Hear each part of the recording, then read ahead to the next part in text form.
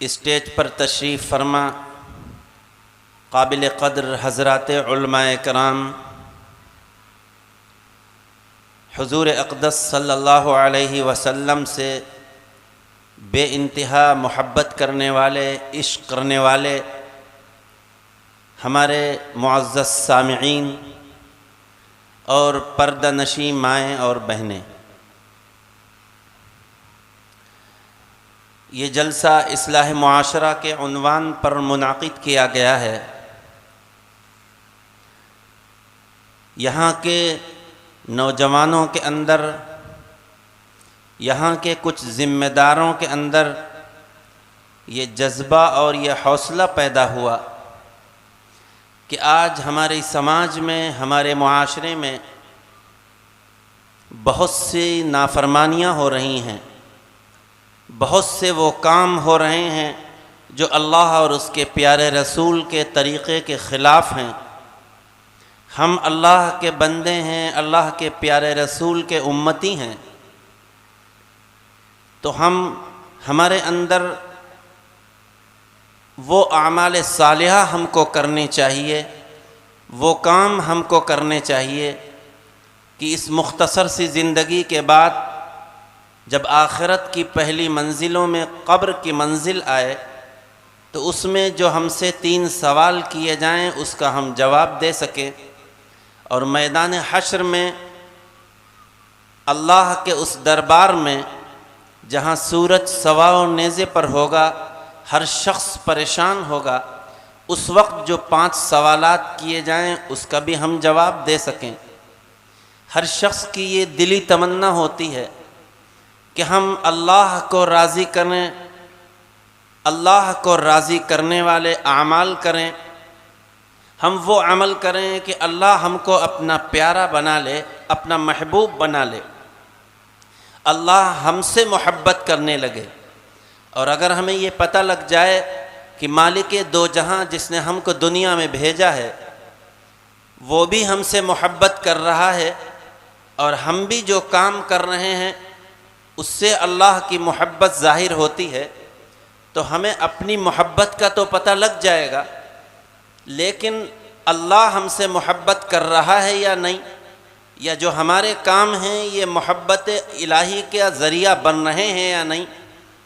یہ کام ذرا مشکل ہے۔ ان اجلاس کے ذریعے، ان جلسوں کے ذریعے، ان علماء کے ذریعے یہی بات آپ تک پہنچانے کی کوشش کی جاتی ہے کہ اس مختصر سی زندگی میں ہمیں اور آپ کو یہ معلوم ہونا چاہیے کہ وہ کون سے عمل ہیں جو اللہ اور اس کے پیارے رسول کی محبت کا ذریعہ بن جائیں، وہ کون سی باتیں ہیں اور وہ کون سی چیزیں ہیں جن سے رک کر ہم اللہ کے پیارے بن جائیں۔ ہر شخص سے اگر آپ سے الگ الگ یہ سوال کیا جائے کہ بتاؤ تم اللہ سے محبت کرنا چاہتے ہو، تو میں یہ سمجھتا ہوں کہ شاید ہر شخص کا یہی جواب ہوگا کہ مولانا یہ تو عجیب سا سوال ہے، ہم میں سے کون ایسا ہے جو یہ نہیں چاہتا کہ وہ اللہ سے محبت کرے، اللہ کے پیارے رسول سے محبت کرے، اللہ کا محبوب اور پیارا بن جائے۔ یاد رکھیے، اللہ کو اپنے بندوں سے بے انتہا محبت ہے۔ جس اللہ نے ہمیں اور آپ کو دنیا میں بھیجا ہے اور پیدا فرمایا ہے، اس کو اتنی محبت ہے اور اتنا کرم فرما ہے کہ صبح سے شام تک ہم اس کی نافرمانی کرتے ہیں، شام سے صبح تک ہم اس کی نافرمانی کرتے ہیں، اس کے باوجود وہ ہم کو کھانے کو بھی دے رہا ہے، رہنے کو بھی دے رہا ہے، ہماری سانس بھی باہر جاتی ہے اور پھر اندر آتی ہے، ہمارے جسم میں ایک دل ہے وہ بھی دھڑک رہا ہے، ظاہر ہے اللہ ہی کے حکم سے ہو رہا ہے۔ ورنہ اللہ اگر انسانوں کی بدعمالیوں کی وجہ سے، اس کی برائیوں کی وجہ سے، اس کی نافرمانیوں اور گناہوں کی وجہ سے گرفت کرنے پر اور پکڑ کرنے پر آ جائے تو ہم ایک ایک دانے کے محتاج ہو جائیں، ہمارے کھیت میں غلے کا ایک دانہ نہ اگ سکے، ہماری دکان پر کوئی کسٹمر نہ آ سکے، ہم ایسے بیماری میں مبتلا ہوں جس کا علاج ممکن نہ ہو، لیکن کتنا کریم ہے وہ آقا۔ ظاہر ہے وہ کریم اس لیے ہے، وہ محبت اس لیے کر رہا ہے کہ اللہ ہی نے رحم و کرم کے 100 حصے فرمائے ہیں، صرف ایک حصہ دنیا میں اللہ نے بھیجا ہے جس کی وجہ سے ایک باپ اپنے بیٹے سے محبت کرتا ہے، ایک شوہر اپنی بیوی سے محبت کرتا ہے، ایک بیوی اپنے شوہر سے محبت کرتی ہے، بھائی اپنے بھائی سے محبت کرتا ہے، بہنوں اپنے بھائیوں سے محبت کرتی ہیں۔ یہ جو آج ہماری ایک دوسرے سے تعلق ہے اور محبت ہے، یہ ایک رحم و کرم کا حصہ ہے جو اللہ نے دنیا میں بھیجا ہے۔ بتائیے اللہ کے بندوں اور حضور کے امتیوں کہ اللہ رب ذوالجلال نے رحم و کرم کے 99 حصے اپنے پاس رکھے ہیں، تو ظاہر ہے کتنی محبت اسے اپنے بندوں سے ہوگی، کتنا پیار اس کو اپنے بندوں پر آتا ہوگا۔ لیکن جس سے جتنا زیادہ تعلق ہوتا ہے اس کی معمولی سی غلطی پر اتنی ہی ناراضگی بھی ہوتی ہے۔ آپ کو اپنی بیوی سے تعلق ہے، بے انتہا محبت ہے، اگر بیوی کی کوئی ذرا سی نافرمانی آپ سن بھی لیں، آپ کے سامنے نہ ہو، ذرا سی آپ کو علم ہو جائے کہ میری بیوی نے یہ نافرمانی کی ہے، میں نے جو کچھ کہا تھا اس نے نہیں کیا، تو آپ اس پر آگ بگولا ہوں گے، اس پر طعن و تشنیع کریں گے، اور ہو سکتا ہے اس پر آپ ہاتھ بھی اٹھا دیں۔ کیوں؟ اس لیے کہ آپ کو اپنی بیوی سے بے انتہا محبت ہے۔ تو بعض مرتبہ تعلق کی بنیاد پر ایک معمولی سی غلطی پر بھی انسان کو غصہ آتا ہے۔ اسی سے ایک اندازہ لگائیے کہ وہ رب ذوالجلال، وہ مالک دو جہاں، جس کو اپنے بندوں اور بندیوں سے بے انتہا تعلق اور محبت ہے، اگر اس کے بندے اس کے کہنے کے مطابق زندگی نہیں گزاریں گے، اس نے جن مقصد کے لیے ہمیں اور آپ کو دنیا میں بھیجا ہے اس مقصد میں ہم کامیاب نہیں ہیں، ہم اس سے ہٹ کر چل رہے ہیں، تو اس کو بھی تو غصہ آ سکتا ہے، وہ بھی تو آگ بگولا ہو سکتا ہے۔ اور یاد رکھیے اس کے باوجود ہم یہ دیکھ رہے ہیں کہ ہم اللہ کی نافرمانی کر رہے ہیں، اب اللہ تب بھی ہم کو دے رہا ہے۔ کبھی کبھی ایک بات شیطان ذہن میں ڈالتا ہے کہ میں نے یہ دیکھا ہے کہ وہ شخص جو 5 وقت مسجد میں حاضری دیتا ہے، اپنے ماتھے کو زمین پر رکھ کر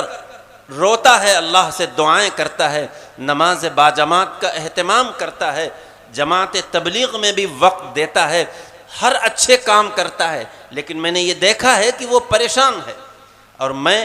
کبھی کبھی یہ بات شیطان رقیق حملہ کرتا ہے، اور میں جو ایک وقت کی بھی نماز نہیں پڑھتا، بس رمضان میں نماز پڑھ لیا کرتا ہوں، سال بھر مجھے مسجد جانے کی توفیق نہیں ہوتی۔ ہمارے نوجوان اس بات کو غور سے سنیں، اور ہم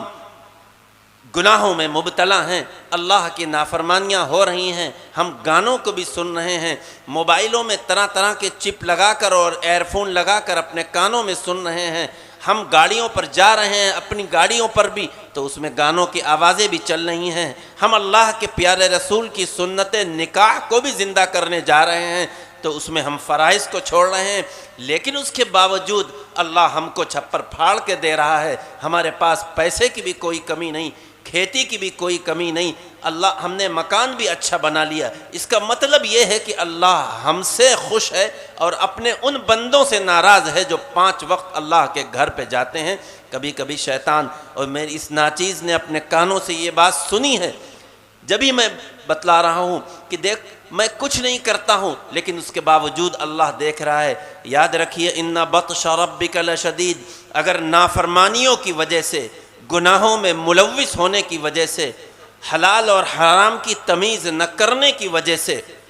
اللہ کو ناراض کرنے کے باوجود اللہ اگر آپ کو پنپ رہے ہیں، آپ کو دولت دے رہا ہے، آپ خوش عیشی کی زندگی گزار رہے ہیں، تو یہ نہ سمجھیے گا کہ اللہ آپ سے خوش ہے۔ اللہ تو ان کافروں کو بھی دے رہا ہے جن کا ایمان اللہ پر نہیں ہے، جو اللہ کو ایک مانتے نہیں، اللہ کے پیارے رسول کے رسول کو تسلیم کرتے نہیں، قرآن پر ان کا ایمان نہیں، اور وہ ارب پتی اور کھرب پتی ہیں، تو کیا اللہ ان سے خوش ہے؟ کیا اللہ ان سے خوش ہے؟ لیکن نہیں، اللہ ڈھیل دیتا ہے۔ جس طرح ایک مچھلی کا مارنے والا، مچھلی کا شکاری، وہ اس بات کو بخوبی سمجھ سکتا ہے کہ جب وہ ڈور ڈالتا ہے کسی تالاب میں یا کسی ندی میں، اور جو دانہ یا جو چیز روٹی جو چیز لگاتا ہے اور اس کے بعد ڈور وہ ڈھیلی کرتا رہتا ہے، تو اسے مچھلی سے کوئی محبت نہیں ہوتی، مچھلی کی جان کی پرواہ نہیں ہوتی، نہیں، بلکہ وہ یہ جانتا ہے کہ جو ہم ڈھیل دے رہے ہیں، جب مچھلی اس کو کھانے کے لیے آئے گی تو فوراً ہم ڈور کو کھینچ لیں گے اور وہ باہر آ جائے گی۔ گویا کہ وہ اس گرفت میں ہے کہ کس طرح مچھلی اس کو کھائے اور اس کے بعد اس کو کھائے اور ہمارے ہاتھ میں ہمیں محسوس ہو، فوراً ہم اس کو کھینچیں۔ یہ مچھلی کا شکاری جانتے ہیں۔ بالکل یہی سمجھ لیجئے کہ اللہ اگر نافرمانی کے باوجود دے رہا ہے تو اللہ نے ہم کو ڈھیل دے رکھی ہے، کس بات کی کہ اے بندے ابھی وقت ہے، ابھی آنسو گرا لے، ابھی ندامت و شرمندگی کے آنسو گرا لے اور اس کے بعد میرے پاس آ جا۔ اللہ تو یہ چاہتا ہے کہ جب بندہ میرے پاس آئے تو گناہوں سے بالکل پاک صاف ہوئے، بالکل اس کے نام اعمال میں ایک گناہ نہ ہو۔ اللہ کو یہ نہیں اچھا لگتا کہ وہ بندے یا بندیاں جن سے اللہ کو بے انتہا محبت ہے، بے انتہا شفیق ہے، ان کو دوزخ کی آگ میں جلایا جائے، ان کو سانپ بچھو ڈسیں، ان کو آگ کا عذاب دیا جائے، ان کو ٹھنڈ کا عذاب دیا جائے۔ نہیں، اللہ یہ چاہتا ہے کہ جو ہم پر ایمان لائے ہیں، جو ہمارے قرآن پر اور ہمارے رسول پر ایمان لائے ہیں، ہم ان کو جنت کے اعلیٰ درجات دیں، جنت کی نہروں سے وہ فائدہ اٹھائیں، جنت کی نعمتوں سے فائدہ اٹھائیں۔ لیکن آج شیطان ہم پر مسلط ہے کہ نہیں، ابھی تو یہ زندگی ہے، ابھی تو نوجوانی کا عمر ہے، ابھی تو جوانی ہے، ہم توبہ کر لیں گے، جب حج کا فارم بھریں گے وہاں رو کر گڑگڑا لیں گے، جب رمضان کا مہینہ آئے گا تو تہجد میں رو کر گڑگڑا لیں گے۔ یاد رکھیے، ہم میں سے نہیں کس کو معلوم کہ یہ ماہ رمضان ہم کو ملے یا نہ ملے، ہم میں سے کس کو پتہ ہے کہ ہم وہاں جا سکیں گے یا نہیں جا سکیں گے۔ ابھی آپ کو حال کا بتلاتا ہوں، ابھی چند ماہ پہلے میرا دہلی جانا ہوا۔ آپ کے مشہور و معروف شخصیت آپ کے گاؤں کی ماسٹر اظہار صاحب، ان سے میری ملاقات ہوئی، تفصیلی ملاقات ہوئی، لیکن عجیب بات انہوں نے ارشاد فرمائی۔ دیکھیے، کسی کو نہیں پتہ کس وقت کون چلا جائے۔ اظہار صاحب نے فرمایا کہ میں جب اب کی محمدی آؤں گا آپ کے ہاں ضرور آؤں گا۔ بارہا ایسا آنا ہوا لیکن رشتہ داری میں اتنی ملاقاتیں میں نہیں آ سکا، اور آپ سے بیٹھ کر کچھ ضروری باتیں کرنی ہیں، اور بہت اصرار سے بلایا۔ اور اپنے بھائی حاجی انتظار صاحب کے بارے میں فرمایا کہ دیکھیے ان کو ایک اٹیک پڑ چکا ہے، نہ معلوم کس وقت دوسرا اٹیک پڑ جائے، اس لیے ہم یہ چاہتے ہیں کہ ہم آپ سے آ کر کچھ گفتگو کریں، کچھ ہم آپ سے بیٹھ کر اپنے دل کی باتیں کہیں۔ لیکن کسے معلوم تھا کہ وہ محمدی نہ آ سکے، اور اللہ نے ان کی جان اور ان کی روح قفس عنصری سے پرواز کر گئی۔ اس لیے میرے بھائی، اس انتظار میں مت رہیے کہ اب ہماری عمر جب 70 سال کی ہو جائے گی تب ہم توبہ کریں گے۔ جس وقت اللہ دل میں ڈال دے، آج کا نوجوان اور آج کا جوان ہر شخص یہ سوچے کہ ہمیں صبح بھی ملے گی یا نہیں ملے گی، کسی کو کچھ نہیں پتہ۔ اس لیے نافرمانیوں کو چھوڑے، اللہ کو خوش کرنے والے اعمال کو کرتا رہے۔ پھر مجھے جو بات اور جو موضوع آپ کے سامنے لانا ہے وہ مختصر وقت میں، چونکہ تفصیلی بیان تو آپ کو حضرت کفیل اشرف صاحب کا ہی سننا ہے، میں تو آپ کا اپنا ہوں، آپ میری باتیں سنتے ہی رہتے ہیں۔ معاشرے کی اصلاح کا جو جذبہ ہمارے نوجوانوں میں اٹھا، اس جلسے کے منعقد کرنے والوں میں اٹھا، آخر معاشرے میں جو کمیاں ہیں، جو خرابیاں ہیں، جو برائیاں ہیں، وہ کیسی ہیں؟ برائیاں دو قسم کی ہیں، ایک وہ گناہ ہے، ایک وہ برائی ہے جس کا تعلق عقیدے سے ہے، اور ایک وہ برائی ہے جس کا تعلق عمل سے ہے، اور دونوں کی اصلاح کی ضرورت ہے۔ انسان جب صاحب ایمان ہو گیا، بہت غور سے میری ان باتوں کو سنیے گا، جب انسان صاحب ایمان ہو گیا، مسلمان ہو گیا یا مسلمان گھر میں پیدا ہو گیا، جیسے یہ ہمیں اور آپ کو یہ دولت بغیر کسی محنت و مشقت کے مل گئی، تو اب ایک مسلمان کے لیے ضروری یہ ہے کہ اس کا عقیدہ بالکل صحیح ہو۔ عقیدہ یہ عقدہ سے بنا ہوا ہے، علماء جانتے ہیں، گرا اس کو اس سے ہٹنا نہیں ہے، گویا کہ اس کو باندھ دیا گیا ہے ایک چیز میں، کہ جب وہ صاحب ایمان ہو گیا، مسلمان ہے، تو اب اس کے اوپر کچھ ذمہ داریاں ہیں کہ جسے اسے تسلیم بھی کرنا ہے، اس کو ماننا بھی ہے۔ ایک ہوتی ہے عمل میں کوتاہی، ایک شخص ایک چیز کو گناہ سمجھ رہا ہے اور گناہ سمجھ کے کر رہا ہے، شراب کو گناہ سمجھ رہا ہے، اس کے باوجود پی رہا ہے، سود کو گناہ سمجھ رہا ہے، اس کے باوجود سود پر پیسے اٹھا رہا ہے، کسی بھی چیز کو غلط طریقے سے سن رہا ہے، جانتا ہے یہ گناہ ہے، یعنی اس کا دل بھی اندر سے جانتا ہے کہ یہ گناہ ہے، لیکن اس کے باوجود اس کو کر رہا ہے۔ اس کی بھی اصلاح کی ضرورت ہے، لیکن بہت زیادہ امید ہے کہ ایسا شخص کو اللہ توبہ کی توفیق دے دے کہ واقعی اس کے احساس ہو، اور لوگوں سے یہ کہتے سنا گیا ہے کہ واقعی ہم نے بڑی نافرمانی کی، زکوٰۃ نہیں ادا کر رہا ہے اسے پتہ ہے کہ یہ گناہ ہے، نماز نہیں پڑھ رہا ہے اسے پتہ ہے کہ کتنی سخت وعید ہے، لیکن مسئلہ اس وقت زیادہ ٹیڑھا ہوتا ہے اور زیادہ اس شخص کی فکر ہوتی ہے جو بعض برائیوں کو، بعض کاموں کو ثواب سمجھ کر رہا ہے۔ وہ یہ سمجھ رہا ہے کہ میرے اس عمل سے اللہ بھی خوش ہوگا، اللہ کے پیارے رسول بھی خوش ہوں گے، ہمیں اس عمل کا بدلہ اللہ ضرور دے گا، اچھا بدلہ دے گا، لیکن اس بیچارے کو نہیں پتہ کہ جو وہ یہ عمل کر رہا ہے وہ عمل اللہ کے پیارے رسول کے طریقے کے خلاف ہے، وہ عمل صحابہ کرام کے طریقے کے خلاف ہے، وہ عمل قرآن کے خلاف ہے، اللہ نے اس عمل کے بارے میں نہیں بتلایا، وہ یہ نہیں سمجھ رہا ہے۔ آج ضرورت ہے اس بات کی، ہم علماء کو بھی مخاطب کر کے یہ بات کہتے ہیں کہ علماء انبیاء کے وارث ہیں۔ میں بار بار یہ بات کہتا ہوں کہ علماء انبیاء کے وارث ہیں۔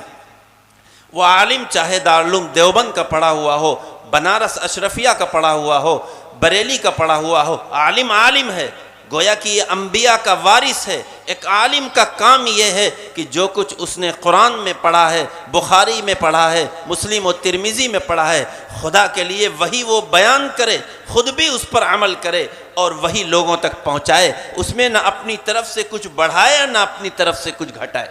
چونکہ دین تو مکمل ہو چکا ہے، دین میں اب بڑھانے یا گھٹانے کی ضرورت نہیں۔ میدان عرفات میں 9 ذی الحجہ کو یہ آخری آیت اتر گئی، اب دین مکمل ہو چکا۔ کیا؟ الیوم اکملت لکم دینکم واتممت علیکم نعمتی ورضیت لکم الاسلام دینا، یہ آخری آیت حجۃ الوداع کے موقع پر اتر چکی کہ آج ہم نے تمہارے لیے تمہارے زندگی گزارنے کے طریقے کو مکمل کر دیا، دین مکمل کر دیا، اپنی نعمتیں تم پر تمام کر دی اور مذہب اسلام کو تمہارے لیے پسند کر لیا۔ اس کے مطلب یہ ہوا کہ اب دین میں کوئی بات ہم اپنی عقل سے دین سمجھیں وہ دین نہیں ہے، دین وہی ہے جو اللہ کے پیارے رسول لے کر آئے ہیں، صحابہ کے ذریعے اور تابعین و تبع تابعین کے ذریعے ہم تک پہنچا ہے۔ اور یاد رکھیے، یہاں سے یہ پیغام لے کر اٹھیے کہ دین کا دار و مدار عقل پر نہیں ہے بلکہ اللہ اور اس کے پیارے رسول کے حکم پر ہے۔ حضرت علی رضی اللہ تعالیٰ عنہ کا یہ مبارک فرمان ذہن میں آیا، آپ نے فرمایا اگر دین کا دار و مدار عقل پر ہوتا تو چمڑے کے موزے پر جو مسح کیا جاتا ہے یہ اوپر نہ کیا جاتا، نیچے کیا جاتا۔ سب جانتے ہیں کہ چمڑے کے موزے پر نیچے نہیں اوپر مسح کیا جاتا ہے۔ ایسی ایک نہیں، نہ جانے کتنی مثالیں دی جا سکتی ہیں، میرے پاس زیادہ وقت نہیں ہے، تفصیل کا موقع نہیں ہے، لیکن سمجھدار کے لیے اشارہ کافی ہے کہ خدا کے لیے ہم تمام علماء کو کہیں کے بھی پڑھے ہوئے ہوں ان سے یہ کہیں گے کہ دیکھو جو کچھ تم نے قرآن میں پڑھا ہے، جو کچھ حدیث میں پڑھا ہے، جو کچھ تم نے سیکھا ہے، خدا کے لیے اسی کو بیان کرو، مائک کے ذریعے بھی، مجلسوں کے ذریعے بھی، اور تم ایک دوسرے کو محبت کی دعوت دو، ایک دوسرے کے دلوں کو جوڑو، ایک دوسرے سے محبت پیدا کرنے والی باتیں کرو، وہ باتیں نہ کرو جن سے آپس میں دوریاں ہوں، نفرتیں ہوں۔ جھوٹ جیسا گناہ کبیرہ بھی ایسے موقع پر کرنے کی اجازت ہے جہاں 2 دلوں کو جوڑا جا سکے، جہاں 2 خاندانوں کو جوڑا جا سکے، اور انسان مائک کے ذریعے کوئی ایسی بات کرے جس سے دلوں میں نفرت پیدا ہو۔ تم اللہ اور اس کے پیارے رسول کے طریقے پر خود بھی عمل کرو اور وہی طریقہ اپناؤ۔ یاد رکھو دین کا دار و مدار عقل پر ہوتا تو عید کے دن بھی روزہ رکھنا جائز ہوتا، دین کا دار و مدار عقل پر ہوتا تو حجر اسود کو وہاں چومو تو عبادت بن جاتا ہے، اپنے ہاں پتھر کو چومو تو شرک بن جائے گا۔ اس کا مطلب یہ ہے کہ دین کا دار و مدار عقل پر نہیں ہے، اللہ کے پیارے رسول کے حکم پر ہے۔ اس معاشرے کی اصلاح کی یہ بات آپ تک پہنچانا چاہتا ہوں کہ آپ کے اس دھمولہ میں یا کسی بھی گاؤں میں کسی بھی عالم کہیں سے بھی آئے، آپ اس کے جا کر کہیں کہ خدا کے لیے تم یہاں بیان کرو، تم تقریر کرو، 1 گھنٹہ 2 گھنٹے 4 گھنٹے، لیکن خدا کے لیے اس بات کو کہو، خدا کے لیے اس بات کو کہو، خدا کے لیے اس بات کو کہو کہ آپ لوگ کہیں کہ تم صرف نماز کی دعوت دو، اللہ کے پیارے رسول کے طریقے کی دعوت دو، کسی کو برا بھلا مت کہو، کسی کو کافر نہ ٹھہراؤ، کسی کے پیچھے نماز پڑھنے کو منع نہ کرو۔ اگر اس طرح آپ خود کسی آنے والے سے کہہ دیں گے تو آج معاشرے کی اصلاح ہو جائے گی، ہمارے عقائد بھی درست ہو جائیں گے، ہماری جو کمیاں ہیں وہ بھی دور ہو جائیں گی۔ لیکن مجھے افسوس کے ساتھ کہنا پڑتا ہے کہ لوگ ایک دوسرے سے تعلق رکھ رہے ہیں، محبت کر رہے ہیں، ایک دوسرے کے یہاں آ جا رہے ہیں، لیکن ایک تقریر کی بنا پر آج میں آپ سے تقریر کروں اور آپ کے دلوں کو جوڑنے کے بجائے توڑنے کا کام کروں۔ آج ایک ایک شخص میرے پاس بھی وہ الفاظ ہیں، میں بھی وہ باتیں کر سکتا ہوں کہ جس سے آپس میں جو دوریاں، جو قریبی ہے، جو ایک دوسرے سے تعلق ہے، وہ دوریوں میں تبدیل ہو جائے، آپ ایک دوسرے سے نفرت کرنے لگے۔ لیکن نہیں، یہ عالم کا کام نہیں ہے۔ عالم کا کام تو یہ ہے کہ اس کے ذہن میں وہ حدیث بھی ہے کہ مسلمان وہ ہے کہ جس کی زبان سے مسلمان بچے رہیں، اس لیے اپنی زبان سے بھی لوگوں کو بچائے، اپنے عمل سے بھی لوگوں کو بچائے، اور اللہ کے پیارے رسول سے عشق و محبت یہی ہے کہ وہ کام کرے جو اللہ کو پسند ہو، اللہ کے پیارے رسول کو پسند ہو۔ بس انہی باتوں کے ساتھ میں اپنی بات کو ختم کرتا ہوں اور یہ پیغام دے کر یہاں سے جانا چاہتا ہوں کہ جو چیزیں غلط ہیں وہ غلط ہیں۔ آپ کے یہاں اگر کوئی رسم ہو رہی ہے، کوئی کام چل رہا ہے، کوئی برائی ہو رہی ہے، اور اگر آپ اس برائی کے سلسلے میں اپنے علماء سے یا کسی بھی عالم سے پوچھیں، اس کے